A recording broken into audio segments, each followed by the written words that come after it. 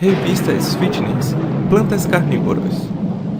Existem muitas revistas sobre condicionamento físico nas prateleiras das livrarias, todas prontas e esperando a chance de atrair mais vítimas. Cada vez que você compra uma revista, está levando um tapa na sua cara e pagando para ler mentiras. O que você provavelmente não sabia é que as revistas como Muscle Mag, Iron Man, Flex, Muscular Mag e tudo, os restantes, são das empresas de suplementos alimentares. Essas revistas são usadas como forma de divulgação dos seus produtos, onde o objetivo dessas revistas é vender suplementos das empresas que as possuem, fazendo isso de maneira magistral.